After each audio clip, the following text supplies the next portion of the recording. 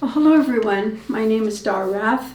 I'm the pastor at Faith Lutheran Church in Port Elgin, Ontario, Canada. And each week I bring you a story that is sometimes funny, sometimes gives you something to think about, which is the case here in this story by Stephen Hobson in a book called Flowers in the Wind by Robert Coos. Stephen was a deaf man who never wanted his deafness to shortchange his dreams. But after working very hard for a prestigious Wall Street firm for 10 years, he felt that his 9-to-5 job was not inspiring. Therefore, he decided to change gears and look for something else. Fortunately, Stephen learned about a firm looking to hire more stockbrokers. This would have been an entirely new career for Stephen. With help from friends, he landed an appointment to get an interview with the branch vice president. On the day of the appointment, Stephen had a fever and felt very sick, but he was determined to make the appointment. The interview lasted over 3 hours, and instead of being hired, he learned he was required to have 12 more interviews with top salespeople. Well, each of the interviewers told him the same thing. He would be better off with his 9-to-5 job. 80% fail within the first year. You have no investment experience. Stephen's last interview was with the vice president on a cold, blustery January day.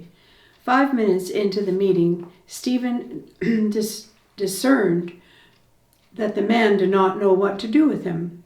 The vice president nervously played with the paperclip and pretended to read the report Stephen had prepared on how he would build his business if he were hired. With all the courage he could muster, Stephen blurted out, "Sir, if you don't hire me, you will never know just how much I could have done for this firm." The vice president said, "Okay, you've got the job on one condition. First, you have to leave your current job 2 weeks from today and enroll in a 3-month training program. When you're done with that, you have to take a Series 7 stockbroker exam. It is 250 questions long, and you must pass on your first try. If you fail by even 1 point, you're out." Stephen was faced with a huge choice. He could either choose the security of his 9-to-5 job with a regular paycheck, or he could take a leap of faith by chasing his dream. Stephen took the leap of faith. Stephen passed his exam and became a successful stockbroker. In fact, he received many awards for his sales successes. 4 years later, Stephen left his wonderful job to become an inspirational speaker and author. Fortunately, he's successful at both of these brand new endeavors.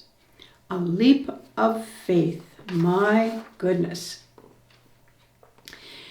I can give you several examples of my personal leaps of faith. One in particular was when I went back to school. I was an RN and I wanted to work in palliative care.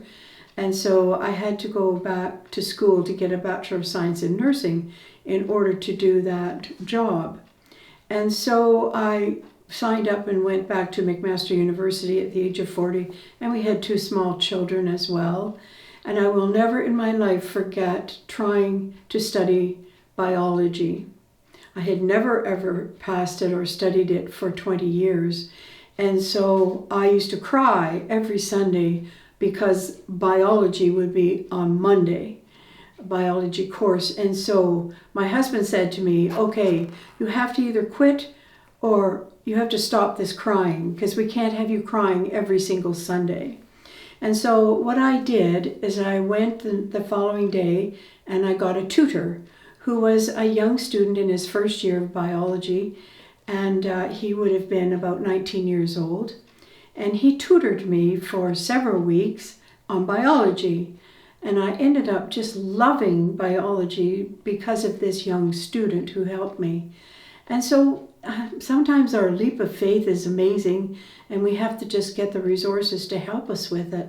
And so it's an inspirational story today about this man. So take a leap of faith if you want to change something in your life.